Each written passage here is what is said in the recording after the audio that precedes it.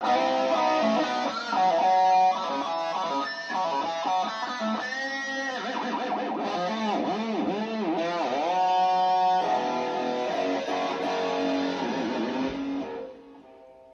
Grammer here of Moonlight Monster Media. And when I'm not jamming on my guitar or writing books like Dirt Road Tales of Horror, I'm listening to none other than the No Holds Barred, Satisfaction Guaranteed, No Money Down, Let's Find Out with Diego. So good, you may even get visited by little gray aliens. Are you curious about the unknown, the unexplainable? Do you find yourself intrigued by the mysterious and paranormal side of our world? Join us on an adventure into the world of inexplicable discoveries and investigations that may someday give us the final answer as to what may be behind the veil of reality. The borders of space and time have opened once again, and transmitting from the mountains of West Virginia, it's time once again for Let's Find Out with Diego. The universe is waiting for you.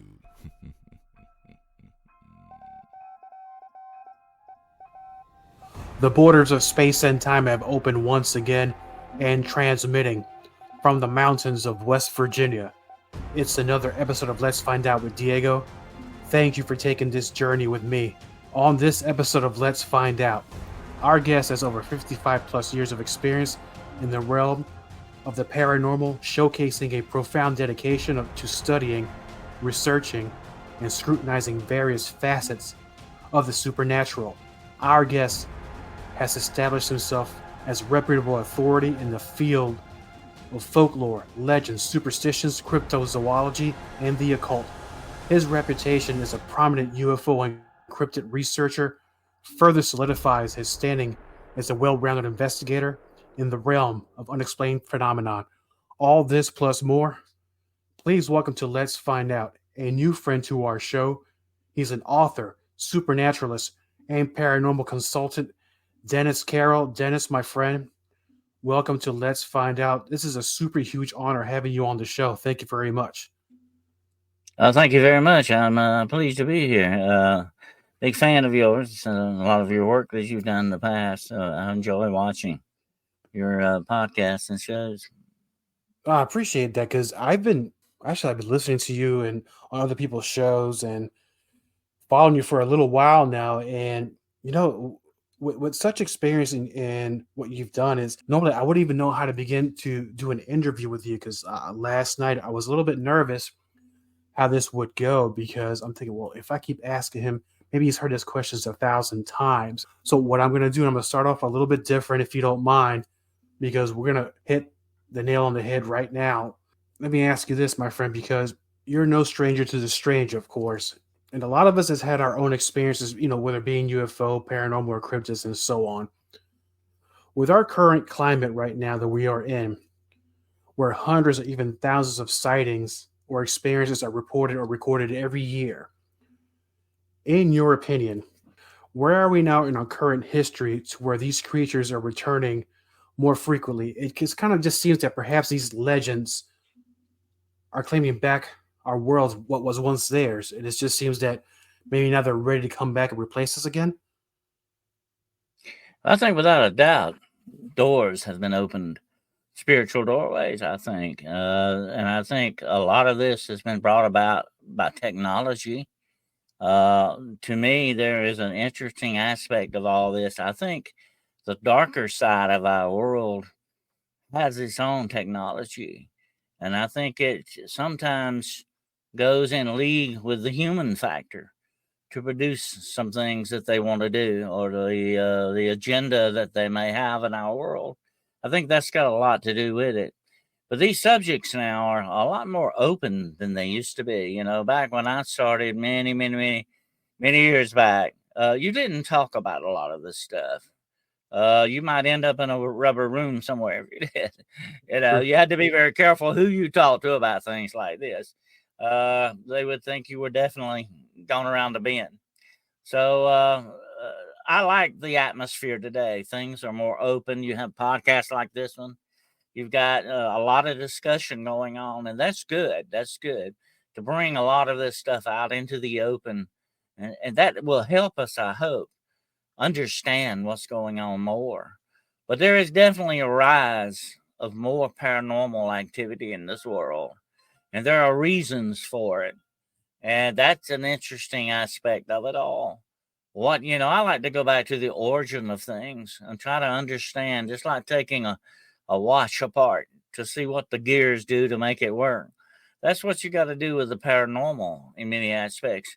And I've said this to many people before. I think we're sort of on the cusp of a new science, although it will never be recognized as that probably in our lifetime. But we really are, I think, at the beginning of a new science, a science trying to understand the unnatural aspects of our universe.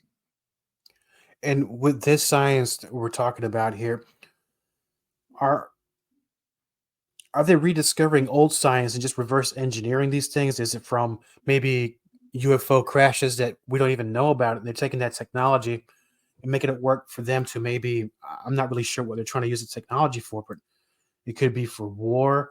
It could be to make contact. So how are they using this technology? Where did it come from? Well, I think a lot of this darker technology, I like to call it dark science, okay, which has got nothing to do with dark matter.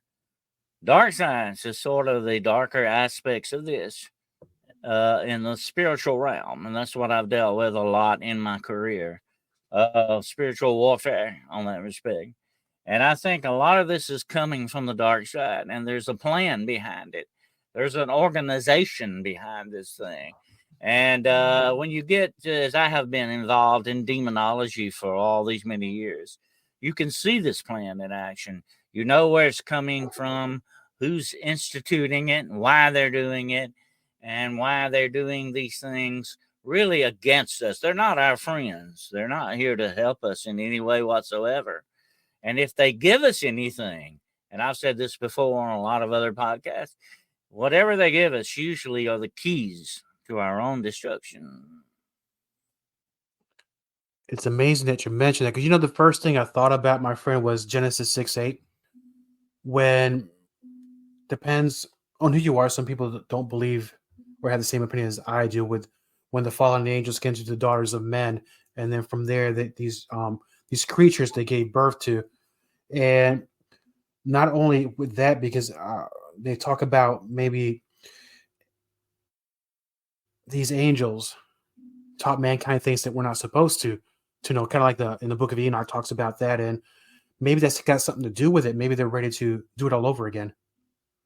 Yes, I think there's a concerted effort on their part to really screw up the creation of our Creator. Okay, and they did it in several different ways, which is why there had to be that flood. There had to be that reset that our Creator had to put into motion because of the Nephilim. The Nephilim are the offspring of these things. A lot of people get those two mixed up. They get the fallen angels and Nephilim. They're not the same thing. The Nephilim are the offspring, but the fallen angels, and I have met these guys, okay, face to face. I know they exist. I had to believe the evidence of my own eyes over everything else that I've experienced. I know these forces are real, and I know that they have instituted this plan from day one. And I say a lot of times to people that we have been invaded by aliens, but they're not bug-eyed guys from Alpha Centauri, okay? These are guys from another realm, another interdimensional place. They were fallen angels. They're here with us. They have established a beachhead on this planet, and they have a plan. They're very well organized. Matter of fact, I'll say this, and this should really frighten us to think about it, but they are more well organized than any corporation, military, or nation on this planet. They have a complete aspect on everything that we do and every part of our social lives and every part of our civilization. They have invaded it. They are supposedly there in that respect. And it's been a plan even to mess up the DNA from the beginning, the DNA of the Creator's creation. That includes us, by the way. But it not only just us. It can be the animals of nature. It can be nature itself that they are manipulating. They go into all aspects. And I've said this before. It is almost like a spiritual cancer, and boy, is our existence infected with it. Bad.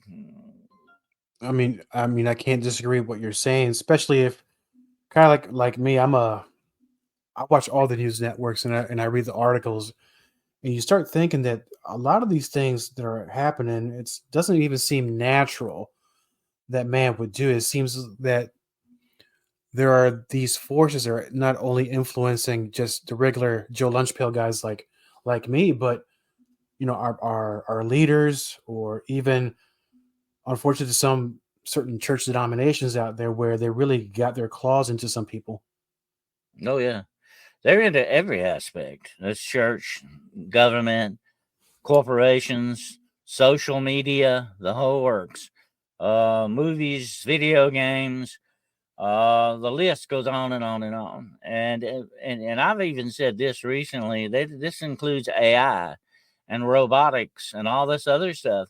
Without a doubt, if they're in one thing, they're definitely in something else. I mean, that stands to reason.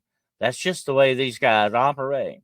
And their goal not only is to manipulate, control, enslave, but also to destroy. And they can destroy mainly by spiritual corruption. And that's where a lot of this stuff is coming from, especially influencing us, whether we know it or not, 24/7 with media, movies, and all this other stuff, even in all the aspects of our government. And I have been actually, and I don't talk too much about this because there are certain aspects of it that I can't talk about, but I have even been contacted by people in the government wanting to know about demonology. And that tells me that, hey, they have probably opened some doors that they wish they hadn't. It reminds me a bit of that Stephen King movie, The Mist. I don't know if you're a fan of sci-fi or horror movies, but the long short of it is the military or the government opened some sort of portal, and these awful creatures came through them and just started basically eliminating mankind. And we were pretty much in rubbles at that point, running away from these creatures. And with these portals, because I believe this is not the first time they've played around with this kind of technology. Absolutely not. And this technology has allowed them to do many, many things. And I believe I would call it really sort of angelic type technology. Really, that's what it is. It's there. It's been there for eons of time. And it is far past anything that we have. And they give us little tidbits of it, but they're not doing it for a good reason. They're not gifts that you would gladly accept. They have an ulterior motive, a very dark motive behind them. I think a lot of times we've got to understand that the imagery that these things are using against us is very false. They may appear to. I have had demonic spirits masquerade as human spirits. That tells me that they will look like anything they want to look like when they need to. That includes the alien aspect of these things. I believe like a lot of other UFO researchers have come to the conclusion that a lot of this stuff is not from like way outer space somewhere. This is demonic in origin. A lot of it is. I'm not saying absolutely every bit of it is, but I'm saying a whole lot more of it is, because these guys always put forth a deceitful imagery. There is a gentleman, I don't know if you heard of him, Pastor Billy Crone, just released a book not long ago where he has a very similar opinion to these demons masquerading as UFOs. And I guess we're all getting pretty much indoctrinated into accepting some sort of false alien messiah. And maybe that's the route we're getting taken to right now. Oh, yeah. And I think a lot of their goal on this is not only to fool humanity, but to also make us let our guard down too much and believe in things that are not true. They mislead you away from the truth. And that's the good thing. That's the thing about these entities. They are constantly lying, misleading, misrepresenting, feeding us misinformation on a great scale. They're doing it for one reason only, and that's to fool us into believing something they want us to believe. It's a manipulation of belief. And this campaign has been going on for thousands of years. And I'll ask you this, my friend, well, with the terminology of demons, because I know it's a name we give something in order to be able to better explain it to others. What are the origins of these demons? There are people with different opinions. Yeah, we call demons what fallen angels were back then. Are they the spirits of the deceased giants or Nephilim that are not able to, I guess, cross over yet to the other side, or you're just here to torment us because they are maybe jealous of mankind because our creator favored us over them? Well, they have an ulterior motive to everything they do, and it's driven by hatred of us. They hate us because we, I think, have what they will never have. They have lost their first estate, as the Bible says. They have lost out spiritually. They have turned to the darkness. They can never escape that. And I warn people about that a lot of times. I've had a lot of cases with that, where people who embrace this darkness, they can lose their own humanity. And what is that? That's losing your soul. That's what makes you human. But these things are not like that in that respect. Although they, once upon a time, they had souls, they too have lost their souls to this darkness, and it has infected them. It has corrupted them. When it comes to the Nephilim, a lot of people believe that some of their spirits may remain behind, and they may be the cause of a lot of demonic activity, and that may be true. But I think the ones that plan, that organize, that are, and I'll say this, I know this is wild to think about, they may be sitting on the boards of corporations. They may be wearing medals in the military. They may be getting you to vote for them in November. Some of these things are not real. They're not really human, although they're masquerading as that, and they walk among us that way. But everything you see, my friends, may not be the real thing, because that's the false and deceitful imagery they're putting forth on a lot of this stuff. And, you and I, I'm sure, we have met or maybe seen people that we say, oh, that's a lost soul. They've gone so far over the edge, that's it. And you see that happen from a law enforcement perspective. I've seen it happen with serial killers. You get to that certain point where the evil consumes you. The darkness completely takes you over. That's demonic possession too, by the way. And you get to that point, you lose your soul, you lose your humanity, you're completely spiritually corrupted. And that's what these beings are. That's what happened to the fallen angels. They once upon a time had everything going for them, but they purposely turned their back on it and rebelled against their creator. They have lost everything that they had. And now what remains is the darkness, the darker side of things, that corruption and that pure hatred that drives them against us. Here's the interesting thing. They can't get back at God. And the only way they can do that is through us. Wow. I mean, that's pretty deep, because destroying his creation, I guess, would be what they think their ultimate revenge. Oh, yeah. It's all about that. It's that ultimate revenge. If I were your worst enemy right now, and I really, really wanted to get to you, and I know I can't get to you the way I want to, I would come at you through what you love the most, and that would be your children. What better kind of revenge would there be than that when you think about it? No, that's very disturbing, to say the least, because hard to explain. I guess you as a former retired law enforcement officer, you've seen the best of humanity, you've seen the worst of humanity. And during that time as an officer, we're talking about people who are possibly demon possessed, but that's not something you can really put on a field investigation report or anything like that. But being that you are who you are, and you don't have to name names, and you don't even have to tell me the story if you don't want to. Can you remember of a case or somewhere where you had to respond to when you got there? You're like, this is not very natural. I know one comes to mind about a fella that actually killed and slightly devoured and dismembered his girlfriend, then went home and took a shower and took a nap. It didn't, I asked him later on, why did you do that? Why did you do that? You know, the interesting answer I got back, I don't know. And here's the thing I said about demonic possession, and I've seen it in many cases. I've actually participated in exorcisms. Here's the one thing about it. And so I had somebody ask me the other day, what is it like? Well, I've never been possessed, but I've seen it happen. Okay.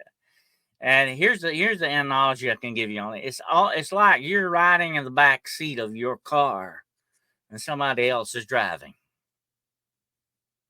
And that's what you're dealing with when it comes to possession. It's your car, but you're in the back seat. You're not driving anymore. Somebody else is in control. I see that happen. I saw that happen a lot in law enforcement. And you have to ask yourself this very important question. Human evil is enough by itself. If we had only that in this world, that would suffice. Believe it or not, without a doubt. But then there's something else there.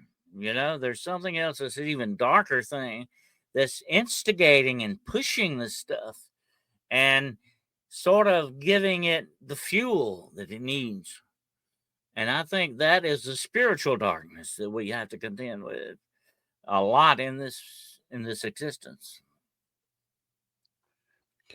And with that being said, I would assume that would be something that somebody would invite for them to do. In a sense, what I'm saying is, yes, certain humans are just evil in itself, but there has to be a time in their life where they're inviting this thing to take control of their body somehow. Because it is my experience, and I might not, I might be wrong, but can they just do that against your will? Don't you have to invite it in somehow? Well, I've had people ask me that. I've had people say, can I just be walking down the street, and bam, get possessed? No, it doesn't usually happen that way. You have to open the doors to that in your life. Whether you're playing around with witchcraft, Ouija boards, drugs, alcohol, addictions of some kind like pornography or something like that. Whatever the situation is, these are the doorways, the spiritual doorways that you can open in your life. Sometimes people come into our lives that open these doorways, or certain situations will do this. And a lot of times when you look at human evil, you got to remember something. A lot, now not all of it, but a lot of human evil is instigated by mental illness. A lot of these people, there's something wrong with their minds. That's the way you can look at it. There's been a lot of study over the years on criminal minds and to understand what they do. But here's the thing about it. The demonic loves mental illness. They love things like that because they can get behind it and make it theirs. They can get behind it and really use it as a tool, not only against you, but others as well. Look at all these school shootings that you have. God forbid you have all these terrible things going on. A lot of the question is, why? Why is this happening? Why are people doing this? Something is there driving them a lot of times, whether it be that mental illness, whatever the situation is. I think there is a darker shadow behind it. I know there is because I've seen that shadow. It's real. And that was one of the things I wanted to touch upon. When you mentioned it earlier, when you came face to face, I believe you said with a Nephilim or similar like that. With these exorcisms, I've only know one person currently active that does them, and I'm sure it's being done around the world. There are those that they ask for permission for the church to do it, and there are those who are outside of the church that do it on their own. What is that something that's still happening in today's time? Oh, yeah, there are some people who will attempt it. I'm not an exorcist myself. I have participated in a few of them. But there are some who will do it, and they are very brave people to do so. But really, when you know, we have a kind of a skewed vision on that. We think about the Exorcist movie. We think about what Hollywood is doing. That's not what the real thing is like. It is a team effort. It takes a team of people to do this, which is why the Vatican institutes a lot of this stuff.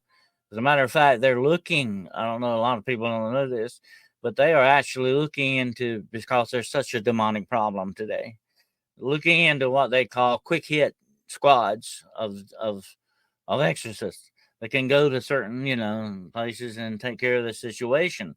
They're looking at that because they're being overwhelmed by requests for exorcisms. But it is a team effort. You do, and it will take months sometimes, not just a couple of hours. It takes weeks and months, a lot of times to do this. But on your team, you will have a psychiatrist, you will have a doctor, a medical doctor, you would have maybe even law enforcement, or you would have a what we would call a patient advocate type guy, somebody like that, a social worker. You would have a very good set team to take care of this. Because you got to look at it from all this. That's the interesting thing about exorcisms. It can come in from many different directions. Like I said earlier about mental illness, or it can be other situations that cause this. It can be a medical thing. It can be, you know, there are certain aspects of possession that mimic poisonous things, sort of like too much of a exposure to gas. Certain natural gases will do weird things, make you have hallucinations. You got to take this from every aspect of what you're looking at to make sure this is what really is going on and what's going on with that person. And every single case is completely different. You can't just say across the board, this is what you got to do. You got to take it on a case by case thing. Like I say, I have participated in them.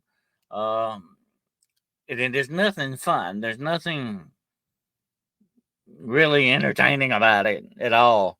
It's not that aspect at all. It can be very frightening in some aspects, but it can also be spiritually rewarding in others. But that's what spiritual warfare is usually all about. And during those times where you witness these exorcisms, how do you, let me go back and ask the question properly. What is it that you think makes this person more attractive than others? And I know we talk about possible mental illness or anything like that. Did they get involved in something they weren't prepared to deal with the consequences with? Well, I used to say, if you're not really being oppressed or attacked by some of these things, you're probably not in a good situation. When you're not being attacked, it means they probably got you, right? Or they want you. That could be a bad sign. But a lot of us are, and day in and day out, whether we know it or not, we are oppressed and attacked by some of these things. And like I said earlier, even with the media exposure, there's almost like a mind washing thing going on, and all this influence is always there, nagging at us, trying to manipulate us. We've got to understand that's how that works too. But we can make ourselves victims sometimes by the very lifestyle that we lead. You know, I've talked to a lot of people, especially in law enforcement, and just like I asked that guy, why did you do that? A lot of times you ask people, why do you want to live like this?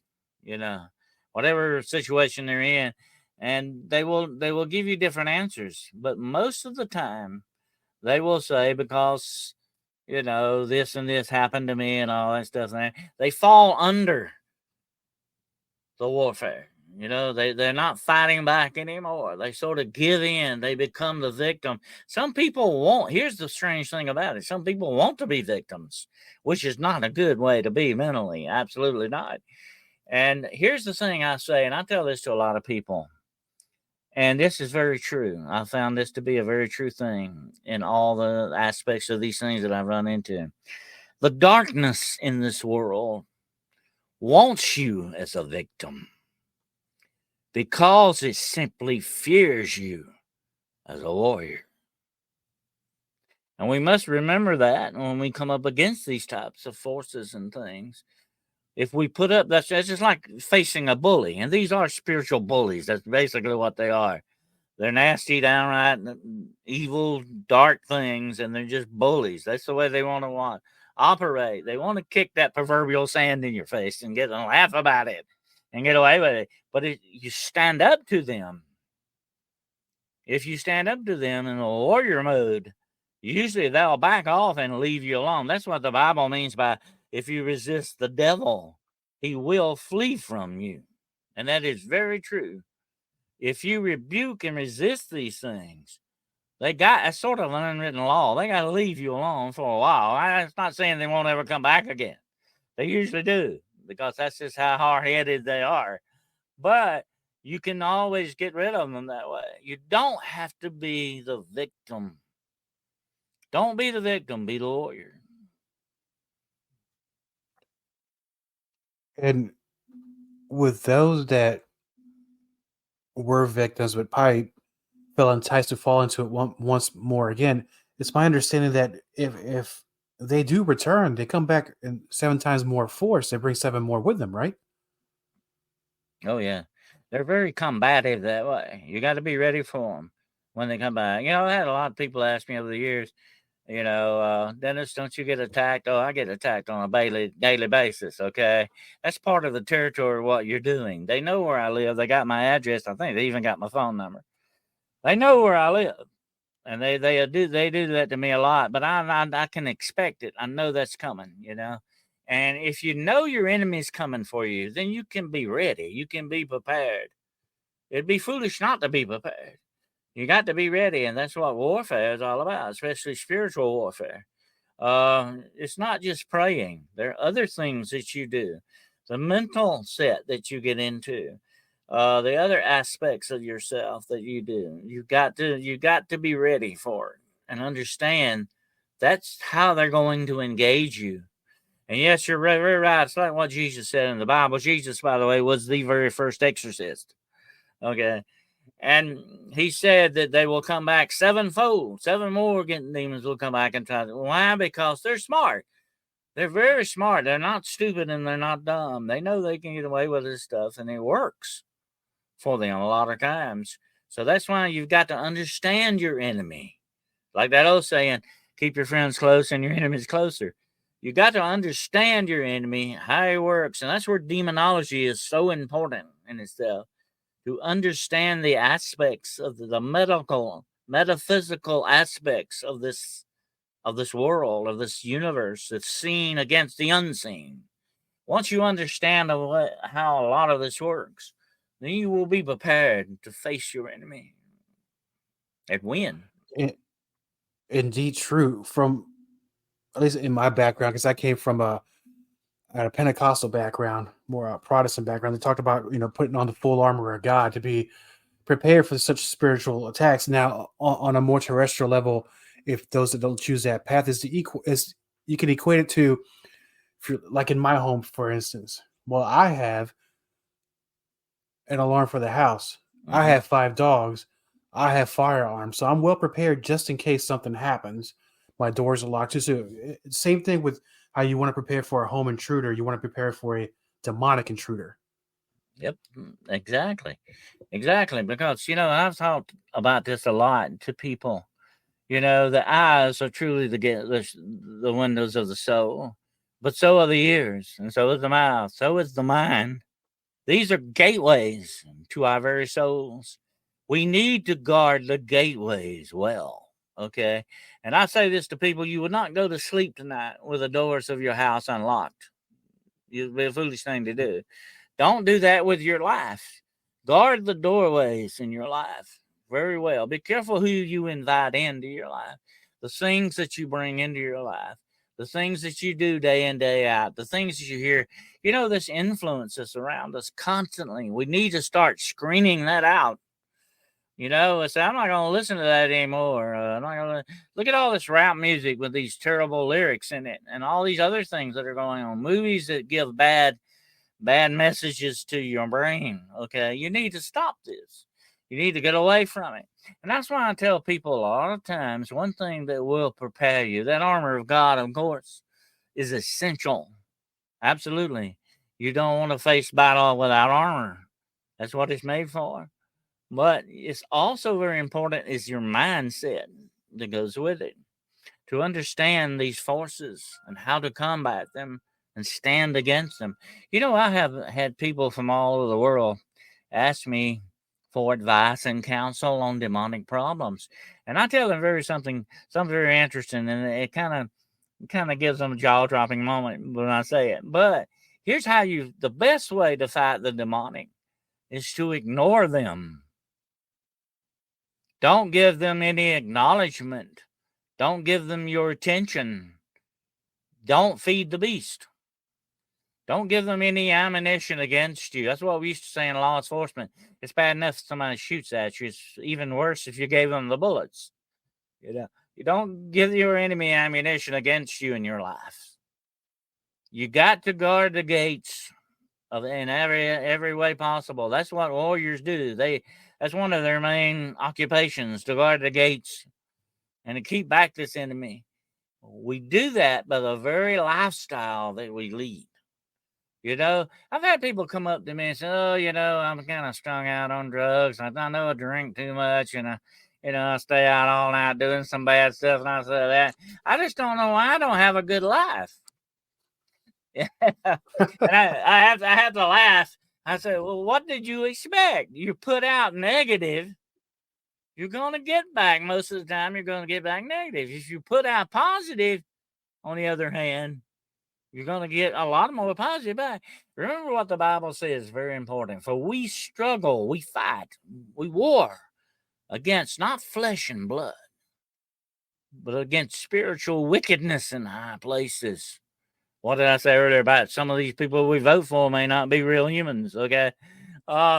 We've got to really watch out every aspect of our lives. Not just the movies we watch, the music we listen to, the people we associate with. I'm talking about politics, where your money's going, everything, every aspect of this whole existence must be guarded well against these guys. Absolutely. Yeah, what came to mind, I don't know if you've seen this video. It'll make sense to the listeners once I finish my crazy thought. Is there was a video of a lady, when you go to the zoo and they keep these big cats behind cages so they don't get to you, right? They say don't feed these things, right?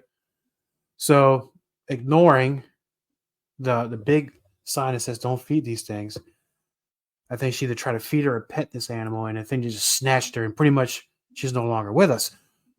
Mm-hmm. Same thing with this is if you don't give into it, if you don't feed it, it won't feed on you. That's true. The more you feed, the more negative vibes that you have in your life, the more you feed this negative. It's like a demonic perpetual emotion machine. The more you feed it, the bigger it gets, the more it works against you. I have gone into homes and families that have been torn apart by this, that their very atmosphere of these homes were made poisonous by these entities, by these things. You don't ever want to get to that point. Okay, you want to stop this. They'll just say nip it in the bud. You want to stop this before it ever gets to that point. And I've had that to many people that have called me in on certain situations. I said, why didn't you call me sooner? Why did you let it get to this? You knew what was going on, Don't do that. Don't let it get to that point. But another thing is we've got to remember, the more positive we stay in mind, the better things the more positive and good things that we have around us, the good deeds that we do, the good feelings that we get from other people and all of this reinforces us spiritually. Okay. And we need that reinforcement. We need that. I tell people a lot, and especially in today's world, you need to take one day once in a while where you just put your phone away, put everything away. You go off by yourself somewhere. maybe in a garden or by the beach, whatever, wherever it is. And, I'm not talking about vacation now. Okay. Vacations can be stressful. Okay. I'm Yes. talking about just a day of peace where you go off by yourself and you just listen. Listen to your soul. Listen to God, maybe, and just be quiet and get that peace that you need. That peace is essential and very important. And your creator will give you that peace if you ask for it. And it will help you. It's sort of the heart behind the armor that you got to have. And when you do these positive, uplifting things, they reinforce you. They sort of put the shields up, as they say on Star Trek. You raise your shields. Then this stuff is going to bounce off of you like water off a duck's back. You're going to be waterproof, so to speak, spiritually. Against these things, you will live a much, much, much better life that will foster this positive thing going on. It will foster the positive stuff and not the negative, so that when the darkness and the negative comes against us, and it will, we can repel it easier, especially if we're wearing that armor. Yeah, and I could definitely say I'm guilty of that myself because, and too, because you're a fellow podcaster and you go on other people's shows as well, where you're constantly on the phone because you have these scheduled interviews. You got to do your research. How did the episode perform? I got to do my socials. Next thing you know, 4 or 5 hours have passed by. Like, oh my gosh, I think that, I'm kind of missing the purpose of why we're doing this. The purpose is for me is to gain the knowledge in order to have a better understanding of things that happen in my life. And hopefully what we do, we're able to help others find answers to their problems or answers to what they think they've seen, and maybe it will make better sense to them. So if we're going now from the like spiritual now to the more flesh and bone type of thing, because not only are we talking about sightings of UFOs or a lot of paranormal activities going on, but we're talking about going to the realm of Bigfoot, Dogman, and werewolves. So where now we're going from a spiritual to flesh and bone animal, or some sort of type of a hybrid human and dog thing. Also with Dogman, how does this relate to the spiritual? Is there a connection or disconnection there? I think when you look at a lot of these things, and like I said, I've been doing this for well over half a century now. You've got to go back and look at the origins. You got to say, why is this like that? It's like what we're talking about in politics. Where's the dark money coming from? And that's another subject for another time. But that is a fascinating thing to look at. Where is the dark money coming? Where is this darkness coming from? And why is it affecting things? I think it goes into cryptozoology. It goes into UFOlogy. It goes into paranormal research in every aspect. It's all connected in some strange way. It is truly connected. And that's why I tell people, and I've mentored a lot of groups over the years, you got to connect the dots and you got to look at the patterns, because that tells you the story. And when you wonder about a lot of these things, I have seen Bigfoot. I know it exists. I was close enough to him, I could have reached out and touched him. He did exist, but I don't think he exists like perhaps an elephant does along those same lines. There's something unnatural about all this going on, okay? And when you look at the unnatural aspects of this, you got to ask why. Where is it coming from? How did it start? What is the basis for a lot of this stuff?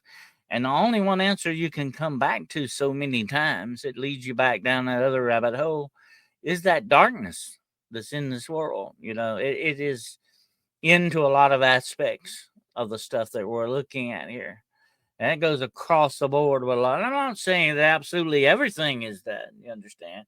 You can't paint it all with a broad brush, but there's a heck of a lot of it that is. And that's just like this show that you're doing today and shows that we all do as podcasters. It's a good thing we're getting this out here. I'm going to say this. Many years ago when I first started into this, there was one goal I had in mind. And not just to investigate, not just to talk about it and all that. That's good. There's nothing wrong with that. But I wanted to offer a viable help to people. Help people not only when they have a problem, but maybe to help them understand what it is that they're facing, you know? And I've often said so many times, if I don't know the answers, and believe me, I don't know all the answers, okay? But if I don't know the answer, maybe we can find it together, but we need to look for it together. You know, that's what it's all about. And that's what gets me about a lot of these groups and stuff and all this stuff. There's so much contention against each other. They don't want to cooperate. They don't, oh, I've got this and I can't share it with you. That's not good. We need to cooperate across the board. You know, I say we should not be competing. We should be cooperating. That's the main thing. Because people out there need some help. There are people in certain things, they need help, or at least they need to understand. They need to have the ability to defend themselves against some of this stuff, you know? We need to, and if we can help with them with that, that is a very viable solution that we need to offer. Indeed true, because there are kind of split into two camps. There are those that want to help and get the information, and there are those that are just doing it just to do something cool, get the clicks and the likes. But those are the ones you really got to look out for, because unfortunately a lot of those are been getting a lot of attention lately, which kind of, there are certain groups that are just social groups. Okay, that's what it's all about. They're all for the joys and the entertainment of it, and they have fun. Oh, we got scared last week, and then we all went out and had some drinks. That's not helping anybody. That's not doing anything with the information. That's just self-gratification. That's very shallow. I don't want to go that route. I never did want to be that way. I've seen many groups that kind of went that way, and now I didn't want to associate with them, because that's not what this is about, you know? It's even if you're not here to help somebody, at least you should be trying to accumulate the knowledge that we need on a lot of this stuff. But, you know, you run into the social groups, and that's what they're all about. Very shallow people have very shallow opportunities of things they want to do that way. But that's not what this is really about, you know. And, but to me, it's a good thing to be able to help people, or at least offer solutions to people, or at least communicate and share knowledge, you know. That's one thing I've always said about knowledge. Knowledge should be shared. It should not be a private thing. It should be shared. It should be given to other people's. But that's what the human learning experience is all about. The day I stop learning will be the day they shovel dirt in my face. Okay. I've had people ask me, when are you going to retire? No, this is too fascinating. I'll never retire. But I'm always learning, and every time I go out, I learn something different, you know? And that's what's fascinating about this whole thing. It is an ongoing, forever learning experience. That's the way law enforcement was. You know, every year you had to relearn everything. That's just the way that goes. But that is the way any true profession should be. It shouldn't get stagnant. You should always be learning and accumulating more evidence, more information, more knowledge on these things. That's the way it should go. But if you're out there just for a good time, you know, I don't know, you're not in it for the good reasons, the right reasons. True. I mean, they're hurting more than helping. And I'll tell you this, my friend, that as long as I've been following you, it's always a learning experience listening to you explain how these things work and teaching us what to look out for. And also for when it comes to on the spiritual side of things. I really appreciate that. And for the listeners of Let's Find Out, that they want to learn more about what you do, your books, your podcasts, and your next appearances, where can they find this out?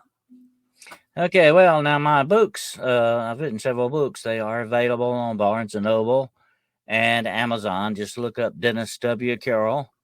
And my website is denniswcarroll.com. I have to put the W in there. There's another Dennis Carroll, but he's a football player in Australia. Okay. So it's denniswcarroll.com, and you can reach me at denniswcarroll@gmail.com. My podcasts, I have 3 of them a week.